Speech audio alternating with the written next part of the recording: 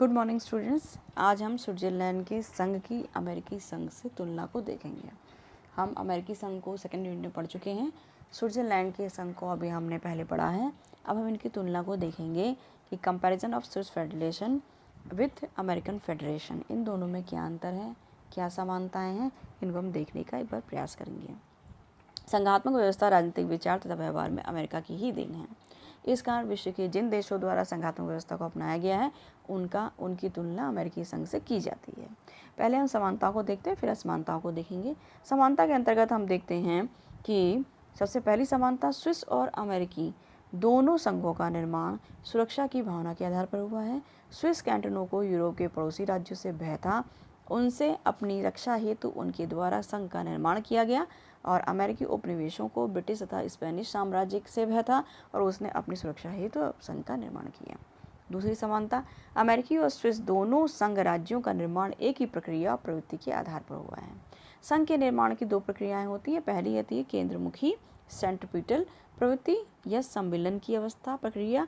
द्वितीय होती है केंद्र विमुख सेंट्रीफ्यूगल प्रवृत्ति या पृथक्करण की डिसेंटीग्रेशन के द्वारा। अब अमेरिका तथा स्विस दोनों ही संघों की इकाइयां संघ के निर्माण के पूर्व स्वतंत्र राज्य थीं। संबंधित राज्यों द्वारा दोनों ही संघों का निर्माण केंद्रमुखी प्रवृत्ति या सम्मिलन की प्रक्रिया के आधार पर हुआ था। इसके विरुद्ध भारतीय संघ या पूर्व सोवियत संघ का निर्माण केंद्रमुखी प्रवृत्ति या पृथक्करण की प्रक्रिया के आधार पर हुआ था। तीसरे पॉइंट के रूप में हम देखते हैं, स्विस तथा अमेरिका दोनों संघ राज्यों में शक्ति विभाजन के लिए एक ही पद्धति को अपनाया गया है। यह पद्धति है गणना तथा अवशेष की पद्धति। दोनों ही संघ राज्यों के संविधान में केंद्रीय सरकार की शक्तियां निश्चित कर दी गई हैं और सभी अवशिष्ट शक्तियां इकाइयों को दे दी गई हैं। स्विस संविधान की धारा 3 अमेरिकी संविधान के 10वें संशोधन द्वारा यह स्पष्ट कर दिया गया है कि जो अधिकार संघ को नहीं दिए गए हैं वे अपने आप इकाइयों को प्राप्त हो जाएंगे। चौथी समानता के रूप में हम देखते हैं, दोनों संघ राज्यों में संघीय व्यवस्थापिका के द्वितीय सदन में छोटी बड़ी सभी इकाइयों को समान प्रतिनिधित्व दिया गया है। संघीय अमेरिकी संघ में प्रत्येक इकाई के द्वारा सीनेट में अपने 2 प्रतिनिधि भेजे जाते हैं और स्विस संघ में प्रत्येक इकाई संघीय संसद के द्वितीय सीनेट में अपने 2 प्रतिनिधियों को भेजती है। स्विस संघ के अंतर्गत इस संबंध में केवल पूर्ण कैंटन व अर्ध कैंटन में अंतर किया गया है। पांचवा पॉइंट, अमेरिकी और स्विस संघ दोनों ही संघ राज्यों के अंतर्गत इकाइयों के अपने पृथक संविधान हैं और दोनों संघ राज्यों में यह शर्त है कि इकाइयों के संविधान संघीय संविधान के अनुरूप ही होने चाहिए और इनके द्वारा अनिवार्य रूप से प्रजातंत्रात्मक शासन व्यवस्था को अपनाया जाना चाहिए। छठी समानता के रूप में हम देखते हैं कि अमेरिकी और स्विस दोनों संघ राज्यों के अंतर्गत इकाइयों को संघ से संबंध विच्छेद करने का अधिकार प्राप्त नहीं दिया गया है। सातवें पॉइंट के रूप में देखते हैं कि अमेरिकी और स्विस इन दोनों संघों के निर्माण के साथ स्थानीयता की प्रवृत्ति प्रबल थी और इन दोनों इकाइयों की ही संघ के आधार हैं, लेकिन इन दोनों संघ राज्यों के विकास में केंद्रीकरण की प्रवृत्ति देखी गई है। दोनों संघ राज्यों के अंतर्गत केंद्रीय सरकार की शक्तियों में उत्तरोत्तर वृद्धि हुई है। रेपार्ड ने भी कहा कि अमेरिका की भांति स्विट्जरलैंड में ऐतिहासिक विकास राष्ट्र के राजनीतिक जीवन के आकर्षण केंद्रों को खंडों से हटाकर अधिकाधिक संपूर्ण की ओर ले जा रहा है। इसके बाद हम असमानताओं को भी देख लेते हैं। असमानता के अंतर्गत ये चीज़ आई कि स्विस और अमेरिकी संघ में कुछ असमानताएं भी हैं। दूसरी ओर इनमें कुछ भिन्नता को हम देखते हैं। सबसे पहली चीज़, अमेरिकी संविधान द्वारा किए गए शक्ति विभाजन में समवर्ती अधिकार क्षेत्र की कोई भी व्यवस्था नहीं की गई है, लेकिन स्विस संविधान में समवर्ती अधिकार क्षेत्र की व्यवस्था की गई है और भारत के ही समान समवर्ती अधिकार क्षेत्र के संबंध में भी अंतिम शक्ति केंद्र को दी गई है।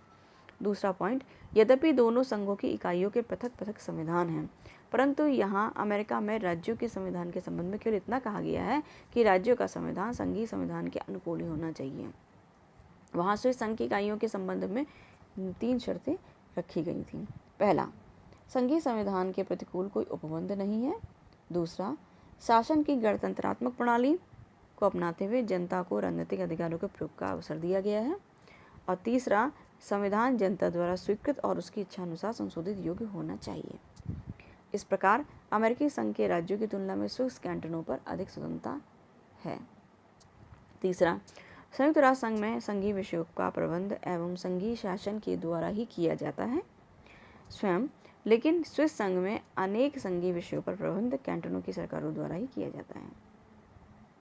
चौथा, अमेरिकी संघ के संविधान और स्विस संघ के संविधान में इन दोनों संविधानों के संशोधन की प्रक्रिया में भी महत्वपूर्ण अंतर है। अमेरिकी संविधान के अंतर्गत संघ की इकाइयों को न केवल संशोधन की पुष्टि वरन संशोधन प्रस्तावित करने का भी अधिकार दिया गया है, लेकिन स्विस संविधान के अंतर्गत इकाइयों को संशोधन की पुष्टि के संबंध में ही अधिकार प्रदान किया गया है। संशोधन प्रस्तावित करने का अधिकार नहीं दिया गया है। इसके अतिरिक्त स्विस संविधान में जनता को संविधान संशोधन के विषय में अधिकार दिया गया है, लेकिन अमेरिकी संविधान के अंतर्गत जनता को संवैधानिक संशोधन के विषय में कोई अधिकार नहीं दिया गया है। 5वें पॉइंट के रूप में हम देखते हैं कि स्विस संघ के अंतर्गत संघ की इकाइयों को कुछ ऐसे अधिकार प्राप्त हैं जो अधिकार ना तो अमेरिकी संघ की इकाइयों को प्राप्त है और ना ही सामान्यतः संघ की इकाइयों को प्राप्त होते हैं। जैसे कैंटनों को अपने निकटवर्ती राज्यों से संधि करने का अधिकार व सीमित रूप में सीमा रखने का अधिकार है। संघात्मक व्यवस्था के अंतर्गत न्यायपालिका की सर्वोच्चता की स्थिति प्राप्त होती है और इसके द्वारा संघ और इकाइयों की सरकारों के बीच के संबंध में न्यायिक पुनर्विलोकन की शक्ति का प्रयोग किया जाता है। अमेरिकी संघ के अंतर्गत ऐसा है, लेकिन स्विस संघ में संघीय न्यायपालिका को केवल कैंटनों की सरकारों के संबंध में शक्ति प्राप्त है, संघीय सरकार के संबंध में ऐसी कोई शक्ति नहीं प्राप्त है। 7वां हम देखते हैं, स्विस संघ के अंतर्गत संघीय व्यवस्थापिका के ढांचे में एक ही न्यायालय संघीय न्यायालय है। अधीनस्थ संघीय न्यायालय नहीं है, लेकिन अमेरिकी संघ में संघीय न्यायपालिका का त्रिस्तरीय सदन है। सबसे उच्च न्यायालय उच्च स्तर पर सर्वोच्च न्यायालय है, उसके नीचे अपीलीय न्यायालय और उसके नीचे जिला न्यायालय है। जैसे हमारे भारत में भी यही स्थिति देखने को मिलती है। उपयुक्त अंतर संघात्मक व्यवस्था से संबंधित है। इन दोनों संविधानों में इन बात के संबंध में अनेक प्रमुख भेद हैं। जैसे अमेरिकी शासन व्यवस्था शक्ति विभाजन के सिद्धांत पर आधारित है, लेकिन स्विस संविधान में शक्ति विभाजन के सिद्धांत को नहीं अपनाया गया है। अमेरिका में एकल कार्यपालिका है, लेकिन स्विट्जरलैंड में बहुल कार्यपालिका है। इस तरीके से हम देखते हैं कि संघीय व्यवस्था को अमेरिका से लिया तो जरूर है, लेकिन अपनी आवश्यकता अनुसार स्विट्जरलैंड ने इसमें कुछ परिवर्तन किए हैं, उसमें कुछ नई व्यवस्थाओं को जोड़ा है। अतः हम देखते हैं कि संघवाद होने के बावजूद अमेरिका के संविधान में और स्विट्जरलैंड के संविधान में कुछ अंतर देखने को मिलता है।